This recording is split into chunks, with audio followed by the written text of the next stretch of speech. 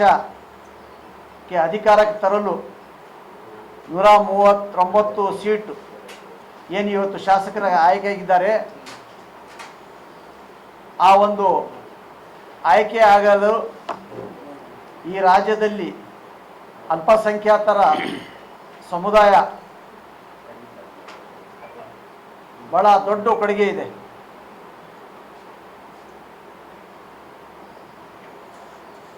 ಆ ನಿಟ್ಟಿನಲ್ಲಿ ನಮ್ಮ ನಾಯಕರು ಆದಂಥ BZ ಜಮೀರ್ ಅಹಮದ್ ಖಾನ್ರವರು ಮತ್ತು ಕೆ ಅಬ್ದುಲ್ ಜಬ್ಬಾರ್ ಸಾಹೇಬ್ರವರು, ನಾಸೀರ್ ಅಹಮದ್ರವರು, ಇವರ ಶ್ರಮ ಭಾಳ ದೊಡ್ಡದಿದೆ. ಇಡೀ ನಾವು ಅಲ್ಪಸಂಖ್ಯಾತರಿಗೆ ರಾಜ್ಯದಲ್ಲಿ ಜಾಗೃತಿ ಮೂಡಿಸುವ ಕೆಲಸ ಮತ್ತು ಕಾಂಗ್ರೆಸ್ ಪಕ್ಷಕ್ಕೆ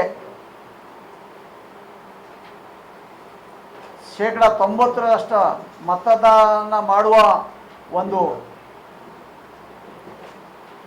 ಪ್ರಕ್ರಿಯೆ ಏನಿತ್ತು ಅದರ ಪೂರ್ತಿ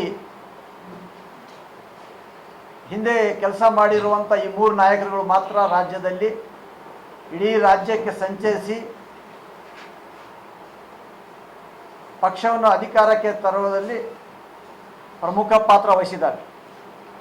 ಆದರೆ ಮೊನ್ನೆ ಏನು ನಮ್ಮ KPCC ಅಧ್ಯಕ್ಷರು ಒಂದು ಆದೇಶ ಹೊರಡಿಸಿ ನಮ್ಮ ನಾಯಕರಾದಂಥ ಕೆ ಅಬ್ದುಲ್ ಜಬ್ಬಾರ್ ಸಾಹೇಬ್ರವರಿಗೆ ಮತ್ತು ಮುಖ್ಯಮಂತ್ರಿಗಳ ಕಾರ್ಯಾಲಯದಿಂದ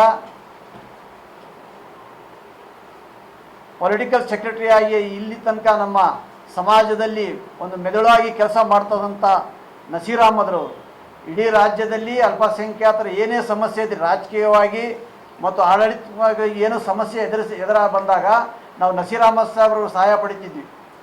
ಅದರ ಸಲುವಾಗಿ ನಮ್ಮ ಸಮುದಾಯ ಭಾಳ ನೋವು ಮತ್ತು ದುಃಖದಲ್ಲಿ ಇದೆ. ಈ ಒಂದು ಕ್ರಮವನ್ನು ನಾವು ಖಂಡಿಸ್ತಾ ಇದ್ದೀವಿ. ತಾವು 2 ದಿನ ಹಿಂದೆ ನೋಡಿರ್ಬೋದು ಮಾಧ್ಯಮದಲ್ಲಿ ಮತ್ತು ಪತ್ರಿಕಾದಲ್ಲಿ ನಮ್ಮ ಧಾರ್ಮಿಕ ಗುರುಗಳು ಇಡೀ ರಾಜ್ಯದಲ್ಲಿ ಏನು ಉಲ್ಮಾಗಳು ಅಂತ ಏನು ಹೇಳ್ತೀವಲ್ಲ, ಇವರು ಈ ಕ್ರಮವನ್ನು ಖಂಡಿಸಿದ್ದಾರೆ ಮತ್ತು ಕಾಂಗ್ರೆಸ್ ಪಕ್ಷಕ್ಕೆ ಎಚ್ಚರಿಕೆ ನೀಡಿದ್ದಾರೆ. ಬರುವ ಚುನಾವಣೆಗಳಲ್ಲಿ ಇದು ಸರಿಪಡಿಸಲಿದ್ರೆ ಇದರ ಪರಿಣಾಮ ತಾವು ಎದುರಿಸಬೇಕಾಗ್ತದೆ ಅಂತ ಹೇಳಿಬಿಟ್ಟು ನಮ್ಮ ಉಲ್ಮಾಗಳು ಧಾರ್ಮಿಕ ಗುರುಗಳು ಕರೆ ಕೊಟ್ಟಿದ್ದಾರೆ. ಅವರ ಒಂದು ಕರೆಗೆ ನಮ್ಮ ಸಂಪೂರ್ಣವಾದ ಬೆಂಬಲನೂ ಸಹ ಇದೆ.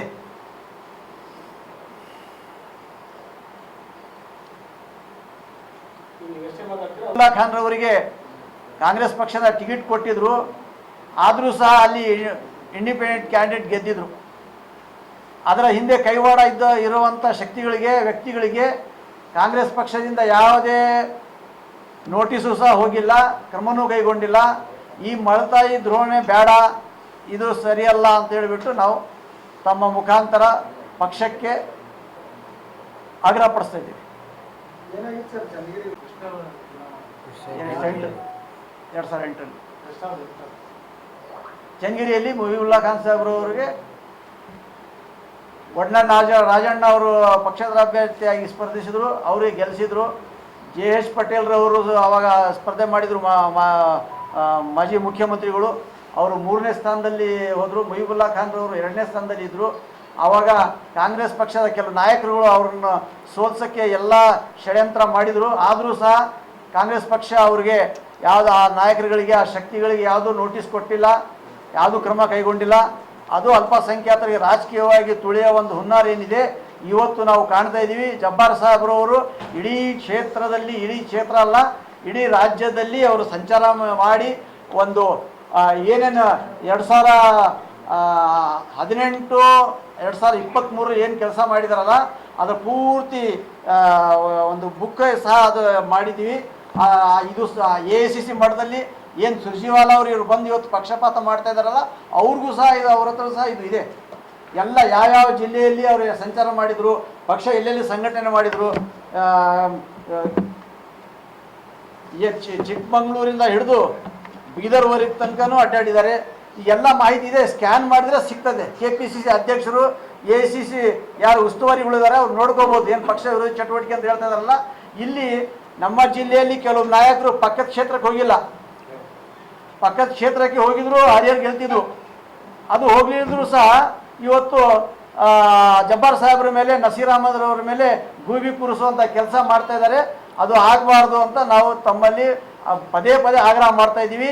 ಏನು ಇವತ್ತು ಅವರು ಸಸ್ಪೆನ್ಷನ್ ಮಾಡಿದ್ದಾರೆ, ಇದನ್ನು ಹಿಂಪಡಿಬೇಕು. ನಸೀರ್ ಅಹಮದ್ ಅವರಿಗೆ ಅವರ ಚುನಾವಣೆ, ನಮ್ಮ ಹೆಸರು ವೈ.ಎಂ. ಫಕ್ರುದ್ದೀನ್ ಅಂತೇಳಿ, ತಂಜಿಮುಲ್ ಮುಸ್ಲಿಮೀನ್ ಕಮಿಟಿಯ ಮಾಜಿ ಪ್ರಧಾನ ಕಾರ್ಯದರ್ಶಿ.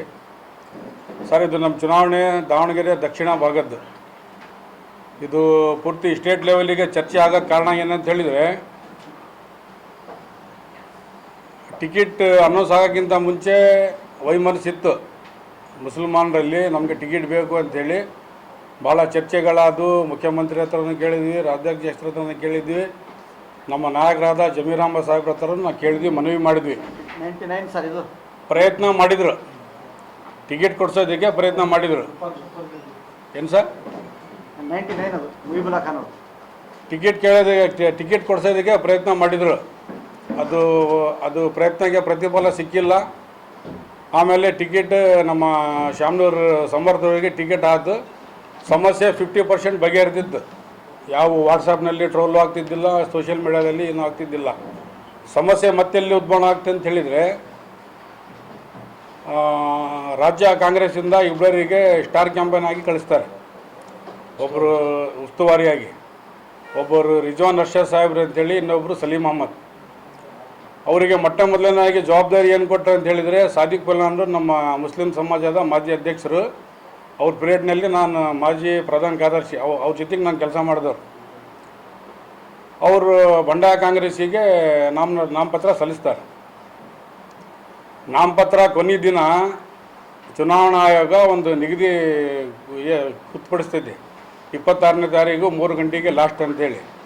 ಇವರು ಬಂಡಾಯ ಶಮನ ಮಾಡೋರು 2:30 ಬರ್ತಾರೆ, 15 ನಿಮಿಷ ಮುಂಚೆ ಬರ್ತಾರೆ. ಒಂದು ಕಾಮತ್ ಹೋಟ್ಲನಾಗ ಟೀ ಕುಡಿಯೋಕೆ ಹೋದರೆ, ಟೀ ಆರ್ಡ್ರ್ ಕೊಟ್ಟರೆ ಟೀ ತಂದು ಕೊಡೋ ತನಕ 20 ನಿಮಿಷ, 15ರಿಂದ 20 ನಿಮಿಷ ಬೇಕು. ಪ್ರಿಂಟ್ ಮೀಡಿಯಾದಲ್ಲಿ ಆಮೇಲೆ ಮಾಧ್ಯಮದಲ್ಲಿ ಬರ್ತಾ ಇದೆ, ಸಾದಿಕ್ ಪಲ್ಲಾನ್ರು ಬಂಡಾಯ ಅಭ್ಯರ್ಥಿಯಾಗಿ ನಿಂತ್ಕೊಂಡಾಗೆ ಮನಸ್ಪೂರ್ವ ಇಚ್ಛೆ ಮಾಡಿದ್ದಾರೆ, ಅವ್ರಿಗೆಲ್ಲರೂ ಬೆಂಬಲ ಕೊಡ್ತಿದ್ದಾರೆ, ಬೆಂಬಲ ಸೂಚಿಸಿದ್ದಾರೆ ಅಂತೇಳಿ ಎಲ್ಲರಿಗೂ ಗೊತ್ತೈತದು. ಇಲ್ಲಿ ಬರ್ತಕ್ಕಂಥ ಬಂಡಾಯ ಶಮನ ಮಾಡೋಕ್ಕೆ ಬರ್ತಕ್ಕಂಥ ಇಬ್ಬರ ಲೀಡ್ರಿಗೂ ಗೊತ್ತೈತದು. ಇವ್ರು ಯಾವಾಗ ಬರಬೇಕು, ಒಂದು ದಿವಸ ಮುಂಚೆ ಬರಬೇಕು. ಒಂದು ಸಿಟ್ಟಿಂಗ್ನಲ್ಲಿ ಯಾವ ಬಗೆಹರಂಗಿಲ್ಲ.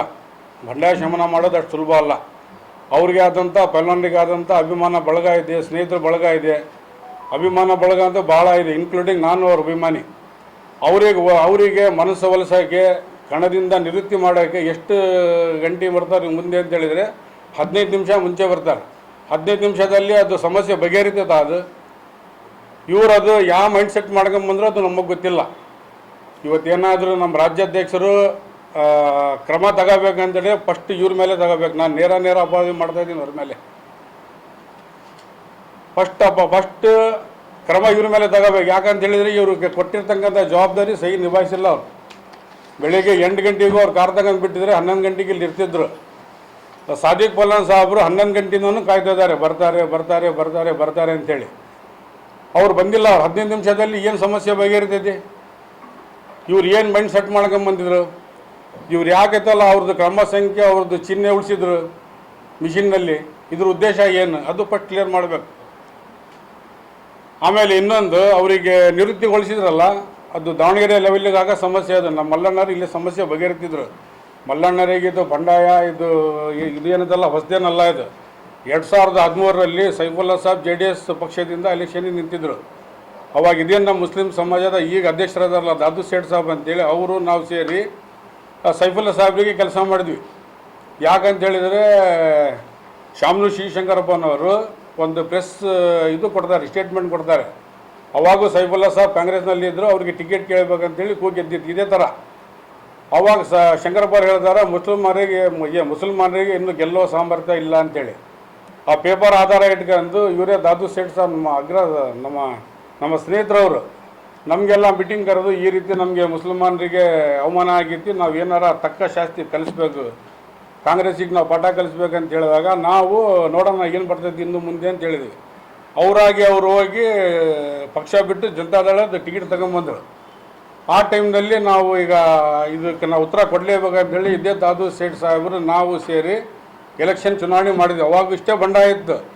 ಅವಾಗ ನಮ್ಮ ಜಿಲ್ಲಾ ಉಸ್ತುವಾರಿ ಮಲ್ಲಿಕಾರ್ಜುನ ಸಾಹೇಬರು ಭಾಳ ಕರೆಕ್ಟಾಗಿ ಅದು ಐತಲ್ಲ ಇದು ಮಾಡಿದರು, ಅದು ಐತಲ್ಲ ಅದು ಮ್ಯಾನೇಜ್ ಮಾಡಿದ್ರು. ಆ ಟೈಮ್ನಲ್ಲಿ ಶಂಕರಪ್ಪ ಅವರು 10,000 15,000 ಗೆಲ್ಲೋದು 40,000 ಚಿಲ್ಲರ ಓಟಿಂದ ಗೆದ್ದರು. ಇವ್ರಿಗೆ ಇದೇನಿದಲ್ಲ ಬಂಡಾಯ ಶಮನ ಮಾಡೋದು ದೊಡ್ಡದಿದ್ದಿಲ್ಲ, ಇವರೇ ಮಾಡ್ಬೋತಿದ್ದು. ಇಂಥ ಎಲೆಕ್ಷನ್ ಅವರು ಈ ವಯಸ್ಸಿಗೆ ಒಂದು 30-40 ಮಾಡಿರ್ಬೇಕು. ಜಿಲ್ಲಾ ಪಂಚಾಯತ್, ಆಮೇಲೆ ಮಹಾನಗರ ಪಾಲಿಕೆ, ಆಮೇಲೆ MLA MP ಅಂತ ಭಾಳ ಚುನಾವಣೆ ಮಾಡಿದ್ದಾರೆ. ಅವ್ರಿಗೇನು ದೊಡ್ಡದಾಗ್ತಿದ್ದಿಲ್ಲ. ಇದು ಬಂದು ಸುಮ್ಮನೆ ಐತಲ್ಲ ಹೊರಗಿಂತ ಬಂದು ನಮಗೆ ಸಮಸ್ಯೆ ಮಾಡಿ ಹೋದ್ರು. ಅವರು ಚಿಹ್ನೆ ಉಳಿದಲ್ಲ ಪೈಲನ್ ಸಾಹೇಬ್ರದ್ದು, ಆ ಚಿಹ್ನೆ ಮೇಲೆ ಯಾರಾದರೂ ಅವ್ರಿಗೆ ಅಭಿಮಾನ ಬಳಗ ಭಾಳ ಐತಿ. 1,000 1,000 2,000 ಓಟ್ ಹಾಕಿದ್ರೆ ಅಷ್ಟೇ ಓಟಿಂದ ನಮ್ಮ ಪಕ್ಷದ ಅಭ್ಯರ್ಥಿಗೆ ಹಿನ್ನಡೆ ಆದರೆ ಇದಕ್ಕೆ ಜವಾಬ್ದಾರಿ ಯಾರು? ಇದು ನೇರ ಜವಾಬ್ದಾರಿ ಜಮೀರ್ ಅಹಮದ್ ಮತ್ತು ಸಲೀಂ ಅಹಮದ್ ಅವರು ತಗೋಬೇಕಿದ್ದು. ಇವರು ಸಲೀಂ ಅಹಮದ್ ಆಮೇಲೆ ರಿಜ್ವಾನ್ ಅರ್ಷದ್ ಅವರು ತಗೋಬೇಕಿದ್ದು. ಯಾಕೆಂದರೆ ನಮಗೆ ಇದರಿಂದ ಭಾಳ ದುಃಖ ಆಗ್ತಾ ಇದೆ. ಆಮೇಲೆ ಗುಲ್ಬರ್ಗಾದಿಂದ ಈಗ ನಮ್ಮ ವಕ್ಬೋರ್ಡಿಂದ ಚೇರ್ಮನ್ ಇದ್ದಾರೆ. ಗುಲ್ಬರ್ಗ ಖಾಜಾ ಬಂದೇ ನವಾಜ್ ಯೇಸುದರಾಜ್ ರಹಮತುಲ್ಲಾ ಅಲೆ ದರ್ಗಾಂದ ಪೀಠಾಧ್ಯಕ್ಷರವರು. ಅವರಿಗೆ ಪೂಜಾ ಹೋಟ್ಲಲ್ಲಿ ಕರೆಸ್ತಾರೆ ಅವರು ಮುಸಲ್ಮಾನರು ಇದು ಮಾಡೋಕ್ಕೆ, ಮುಸಲ್ಮಾನರು ಮನಸ್ಸು ಪರಿವರ್ತನೆ ಮಾಡೋಕ್ಕೆ ಕರೆಸ್ತಾರೆ ಅವರು. ಕರೆಸಿ ಎಲ್ಲ ಮಸೀದಿ ಮುತ್ತಳ್ಳಿಗಳಿಗೆ, ಕಾರ್ಯದರ್ಶಿಗಳಿಗೆ, ಆಮೇಲೆ ಧರ್ಮಗುರುಗಳಿಗೆ ಫೋನ್ ಮಾಡ್ತಾರೆ ಇವ್ರು ಲೀಡ್ರ್ ಇಲ್ಲೇ, ಇನ್ಕ್ಲೂಡಿಂಗ್ ಸಲೀಂ ಅಹಮದ್ ಆಮೇಲೆ ರಿಜ್ವಾನ್ ಅರ್ಷದ್. ಅವರಿಗೆ ವಾಪಸ್ ಇದು ಉತ್ತರ ಬರ್ತೈತಿ, ನಾವು ಈ ಮೀಟಿಂಗಿಗೆ ಅಟೆಂಡ್ ಆಗಲ್ಲ, ಬೈಕಾಟ್ ಮಾಡಿದ್ದೀವಿ ಅಂತೇಳಿ. ಅವಾಗ ಅನಿವಾರ್ಯ ಏನು ಮಾಡಿದ್ರು ರಾತ್ರಿಯವರು, ಅವಾಗ ರಾಜ್ಯಾಧ್ಯಕ್ಷರಾದ DK ಶಿವಕುಮಾರ್ ಸಾಹೇಬ್ರು, ನಾನು ಪೂಜಾ ಹೋಟ್ಲಿಗೆ ಹೋಗಿದ್ದೆ. ನಾನು ಕಂಡಿದ್ದು ನನಗೆ ಯಾರು ಇವತ್ತೆಲ್ಲ ಹೇಳ್ಕೊಟ್ಟಿದ್ದಲ್ಲ, ನನಗೆ ಯಾರು ಹೇಳಿದ್ದಲ್ಲ. ಪೂಜಾ ಹೋಟ್ಲಿಗೆ ಹೋದರೆ ಅಲ್ಲಿ ಲೋಕಲ್ ಧರ್ಮಗುರುಗಳು ಮುತ್ತೋಲಿಗಳು ಯಾರೂ ಇದ್ದಿಲ್ಲ. ಬೇರೆ ಊರಿಂದ ಅವ್ರಿಗೆ, ಯಾಕಂದರೆ ಅವರು ಸೂಫಿ ಸಂತರವರು ಗುಲ್ಬರ್ಗಾಯಿಂದ ಬಂದಿದ್ದು, ಅವ್ರಿಗೆ ಆಯ್ತಲ್ಲ ಭಾಳ ಭಕ್ತ ಇದು ಇದೆ. ಅವ್ರು ಬಂದು ಮೀಟಿಂಗ್ ಅಟೆಂಡ್ ಮಾಡಿ ಹೋದರು. ಅವಾಗ ಇವರಿಗೆ ಗೊತ್ತಿತ್ತು, ರಿಜ್ವಾನ್ ಅರ್ಷದರಿಗೆ, ಸಲೀಂ ಅಹಮದ್ ಸಾಹೇಬ್ರಿಗೆ ಗೊತ್ತಿದ್ದು ಇಲ್ಲಿ ಮುಸಲ್ಮಾನರಲ್ಲಿ ವೈಮನಸ್ಸಿದೆ, ಇಲ್ಲಿ ಏನು ಮಾಡಬೇಕಿದ್ದು ಅಂಥೇಳಿ. ಅದಕ್ಕೆ ಏನು ಕ್ರಮ ತಗೊಂಡ್ರಿ ಇವರು? ಒಬ್ಬ ಧರ್ಮಗುರುಗಳ ಮನೆಗೆ ಹೋಗಿ ಇವ್ರು ಭೇಟಿ ಮಾಡಿಲ್ಲ. ಅವ್ರಿಗೆ ಆಯ್ತಲ್ಲ ಮನಸ್ಸು ಪರಿವರ್ತನೆ ಮಾಡೋ ಕೆಲಸ ಮಾಡಿಲ್ಲ. ಇಲ್ಲಿ ಮತ್ತು ಇವ್ರು 15-20 ದಿವಸ ಬಂದು ಇವ್ರು ಏನು ಮಾಡಿದ್ರು? ಇವ್ರು ಬರೀ ಬೇರೆ ಮೇಲೆ ಇವ್ರು ಬರೀ ಅಂತಲ್ಲ ಅವ್ರದ್ದು ತಪ್ಪು ತೋರಿಸ್ತಾರ. MLC ಜಬ್ಬರ್ ಸಾಹೇಬ್ ಮೇಲೆ ತಪ್ಪು ತೋರಿಸ್ತಾರ, ಆಮೇಲೆ ಮಿನಿಸ್ಟರ್ ಜಮೀರ್ ಅಹಮದ್ ಮೇಲೆ ತಪ್ಪು ತೋರಿಸ್ತಾರ. ಇವ್ರು ಬಂದು ಏನು ಮಾಡಿದ್ರು ಇಲ್ಲಿ? ಇವ್ರು ಬಂದು ಏನು ಮಾಡಿದ್ರಂತ ಇದು ಬೇಕ್ರಾ, ರಿಪೋರ್ಟ್ ಬೇಕ್ರಾ? ಆಮೇಲೆ ಹೆಂಗೆಂಗೋ ಎಲೆಕ್ಷನ್ ಆಯ್ತು, ಮುಗೀತು, ಮತ್ತು ಆರಾಮಾಗಿ ಬಿಡೋಪ್ಪ ಆದಾಗ 4ನೇ ತಾರೀಕಿಗೆ ಏನೇನಾಗ್ತದೆ ನೋಡೋಣ ಫಲಿತಾಂಶ ಅಂತೇಳಿ ದೇವ್ರ ಮೇಲೆ ಭಾರ ಹಾಕೊಂಡು ಕುಂತಿದ್ವಿ ನಾವು. ಎಲೆಕ್ಷನ್ ಮುಗಿದು 48 ಗಂಟೆ ಆಗಿಲ್ಲ, KPCC ಆಫೀಸ್ನಲ್ಲಿ ಮೀಟಿಂಗ್ ಪ್ರೆಸ್ ಮೀಟ್ ಕರೆದು ದಾವಣಗೆರೆ ದಂಗಲ್ ನಮ್ಮ ಹಿರಿಯ ನಾಯಕರಿಗೆ ನಮಗೆ ಬೆನ್ನಿಗೆ ಚೂರಿ ಆಗಿಬಿಟ್ರು. ಈಗ ನಾವು ಆಲ್ರೆಡಿ ಸೋತ್ಬಿಟ್ಟಿದ್ದೀವಿ, ನಮ್ಮ ಹತ್ರ ಏನೂ ಇಲ್ಲ ಅಂತೇಳಿ ಅಷ್ಟು ಇದು ಮಾಡಿದರು. ಅದು ಪೂರ್ತಿ ಸ್ಟೇಟ್ ಲೆವೆಲಿಗೆ ಚರ್ಚೆ ಆಗಂಗೆ ಮಾಡಿದರು. ಇವ್ರಿಬ್ಬರು ಏನಾದ ಮಹಾನ್ ವ್ಯಕ್ತಿಯಿಂದನೇ ಇವತ್ತು ಪಕ್ಷಕ್ಕೂ ಡ್ಯಾಮೇಜ್ ಆಗ್ತಾ ಇರೋದು. ಒಬ್ಬ ಧರ್ಮಗುರುಗಳ ಮನೆಗೆ ಹೋಗಿ ಇವ್ರು ಮೀಟ್ ಮಾಡಿಲ್ಲ, ಅವ್ರಿಗೆ ಮನಸ್ಸು ಒಲಿಸೋದು ಕೆಲಸ ಮಾಡಿಲ್ಲ. ಈಗ ಎಷ್ಟೋ ಮಠ ಅದಾವು. ಈಗ ತುಮಕೂರು ಸಿದ್ಧಗಂಗಾ ಸ್ವಾಮಿ ಮಠಕ್ಕೆ ಅವರು ದಿಲ್ಲಿಯಿಂದ ಪ್ರಧಾನಮಂತ್ರಿ ನರೇಂದ್ರ ಮೋದಿ ಬರ್ತಾರೆ, ರಾಷ್ಟ್ರಪತಿ ಬರ್ತಾರೆ. ಇವರೈತಲ್ಲ ನಮ್ಮ ಧರ್ಮಗಳು ಮನೆ ಇಲ್ಲೇ ಇದೆ. ಆಮೇಲೆ ಅವ್ರದ್ದೇ ಆದಂಥ ಒಂದು ಪ್ರತ್ಯೇಕ ಒಂದು ಕಚೇರಿ ಐತವ್ರದ್ದು. ಅಲ್ಲಿ ಹೋಗಿ ಇವರತ್ತೆಲ್ಲ ಭೇಟಿ ಮಾಡಿ ಅವ್ರು ಏನಾರ ಇದು ಮಾಡಬಹುದು, ಏನು ಮಾಡಿಲ್ಲ. ಅವರು ಒಬ್ಬ ಧರ್ಮಗುರುಗಳಿಗೂ ಕಾಂಟ್ಯಾಕ್ಟ್ ಮಾಡಿಲ್ಲ. ಅವರು ಮುಸ್ಲಿಂ ಸಮಾಜದವರಿಗೆ ನಮಗೆ ರೋಲ್ ಮಾಡಲು ಇವರಲ್ಲ, ನಮಗೆ ಐತಲ್ಲ ನಮ್ಮ ಧರ್ಮಗುರುಗಳು ನಮಗೆ ಐತಲ್ಲ ರೋಲ್ ಮಾಡಲು. ಅವ್ರಿಗೆ ಒಬ್ಬರಿಗೂ ಇವರೈತಲ್ಲ ಮನಸ್ಸು ಹೊಲಿಸೋ ಕೆಲಸ ಮಾಡಿಲ್ಲ. ಭಾಳ ತಪ್ಪು ಲೋಪಗಳಾಗಿದೆ. ಅದಕ್ಕೋಸ್ಕರ ಜಬ್ಬರ್ ಸಾಹೇಬ್ರ ಮೇಲೆ ಏನು ನೀವು ಆಕ್ಷನ್ ತಗೊಂಡಿರ, ಅದು ನಾವು ಐತಲ್ಲ ರಾಜ್ಯಾಧ್ಯಕ್ಷರಲ್ಲಿ ಮನವಿ ಮಾಡ್ತಾ ಇದ್ದೀವಿ. ಅವ್ರದ್ದು ಶಿಸ್ತು ಕ್ರಮ ಏನು ತಗೊಂಡಿಲ್ಲ, ಅದು ವಾಪಸ್ ತಗೋಬೇಕಂತೇಳಿ ನಿಮ್ಮಲ್ಲಿ ಕಳಕಳಿ ಮನವಿ ಮಾಡ್ತಾ ಇದ್ದೀವಿ. ಏನು ಸರ್? ಗಡುವು ಇಲ್ಲ ಸರ್. ಗಡುವು ಯಾರಿಗೆ ಕೊಡ್ತಾರೆ ಅಂದರೆ ನಮ್ಗಿನ ತೆಳಗಿದ್ದಾರೆ, ಅವ್ರು ನಮ್ಗಿನ ಮೇಲೆ ಇದ್ದಾರೆ. ನಾವು ಅವರಿಗೆ ಕಳಕಳಿ ಮನವಿ ಮಾಡ್ತಾ ಇದ್ದೀವಿ. ಯಾರು ಸರ್? ಸಮಾಜಕ್ಕಿಂತ ಅಲ್ಲ ಸರ್, ಪಕ್ಷದಿಂದ ಅವರು ಒಂದು ಒಳ್ಳೆ ಹುದ್ದೆನಲ್ಲಿ ಇದ್ದಾರೆ. ಅವರು ಆಗ್ರಹ ಪಡಿಸ್ತೀವಿ ನಾವು, ಅವ್ರಿಗೆ ಗಡುವು ಕೊಡಲ್ಲ. ನಾವು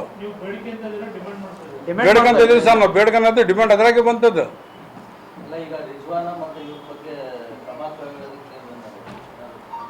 ಸರ್ ನಡೆದಿರೋದು ರಿಯಲ್ ಫ್ಯಾಕ್ಟ್ ನಮ್ಮ ಮುಂದೆ ಇದೆ.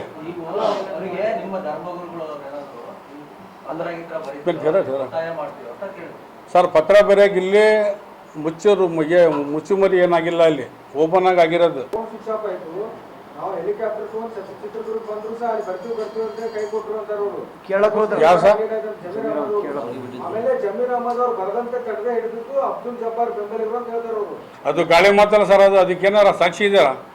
ಈಗ ಜಬ್ಬಾರ್ ಸಾಹೇಬ್ ಕೇಳಿದಾರ, ಅದು ಅದಕ್ಕೇನಾರ ಹುರಿದ್ರೆ ತುರುಸ್ರಿ ಅಂತೇಳಿ. ಅಲ್ಲ, ಇದರಲ್ಲಿ ಇನ್ನೊಂದು ಸರ್, ಇವರು ಜಬ್ಬಾರ್ ಸಾಹೇಬರು ಮತ್ತು ನಸೀರ್ ಅಹಮದ್ರವರು ಹಾಗೂ ಜಮೀರ್ ಅಹಮದ್ರವರು, ಇವು ತಮಗೆಲ್ಲ ಗೊತ್ತಿದ್ದ ಹಾಗೆ ಸುಮಾರು ಒಂದು 2 ವರ್ಷದಿಂದ ಕಾಂತರಾಜ್ ವರದಿ ಜಾರಿಗೆ ಒತ್ತಾಯ ಮಾಡ್ತಿದ್ರು. ಇಡೀ ರಾಜ್ಯದಲ್ಲಿ ತಮಗೆಲ್ಲ ಗೊತ್ತಿದೆ, ಚಿತ್ರದುರ್ಗದಲ್ಲಿ ಶೋಷಿತ ಸಮುದಾಯಗಳ ಸಮಾವೇಶ ನಡೀತು.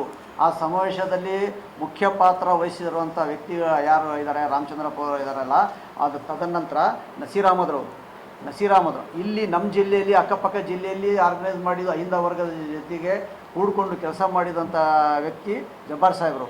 ಇದರೊಳಗೆ ಏನೋ ಒಂದು ಷಡ್ಯಂತ್ರ ಇದೆ. ಇದು ಅಹಿಂದ ವರ್ಗಕ್ಕೆ ಧ್ವನಿ ತುಳಿಯೋಕ್ಕೂ ಇದರೊಳಗೆ ಏನೋ ಒಂದು ಹುನ್ನಾರ ನಡೆದಿದೆ.